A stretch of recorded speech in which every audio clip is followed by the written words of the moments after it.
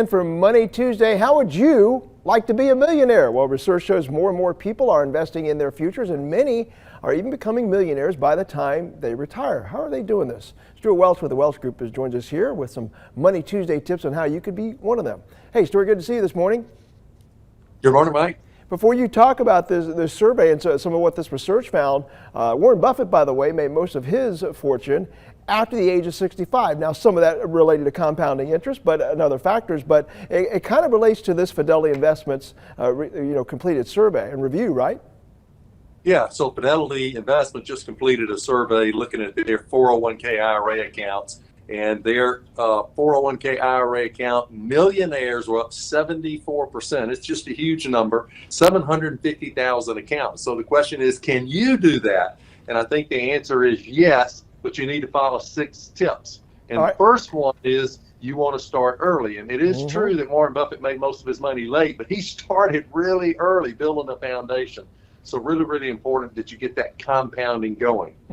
And then the next one is, Mike, you and I talk about this all the time, make sure you max the match. So a lot of company 401k plans provide a matching contribution, typically up to 50% of the first 6% of compensation. You want to be sure you're capturing 100% of that. And by the way, that starting saving early, you want to save a minimum of 10% of your pay into that 401k. Okay.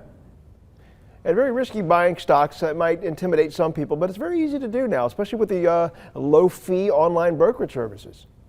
Yeah, so one of the keys is you want to focus on stocks versus bonds. Stocks historically pay 9 to 10%, bonds well less than half of that. And if you're going to get compounding, you'd much rather compound at 10%. So at 10%, money doubles every 7 years. So you can think about Warren Buffett and how that money began to double at 65, and he had another 25 years. He's 90 now. So compounding is really working in his favor.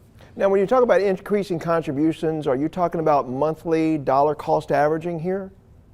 Yeah, well, when you sign up for a 401k, it kind of automatically is going to increase your contribution based on your pay. But I'm talking about going beyond that. So as you get like a pay raise, take, say, 25% of that or 50% of that and use it to up your contribution into your 401k or maybe an IRA. And that's going to get you there much, much faster. All right, your fifth strategy, though, is one that's going to get a lot of us.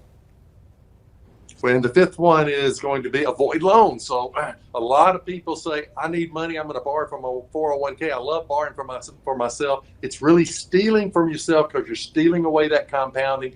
Don't do it. You want to avoid taking loans on your 401k. And you got to really stick with it. That's the key, right? Yeah, a lot of people change jobs. The stats are that 40% of people that change jobs actually take their money out of 401k. They collapse their whole retirement program. That's the number one thing you want to avoid. Yeah, definitely. You don't want to have to pay that tax penalty either if you're doing that very early. All right, Stewart Welch with some good strategies this morning on how you can become a millionaire. Stewart, appreciate it. Thank you, Mike. All right, we got more ahead here in the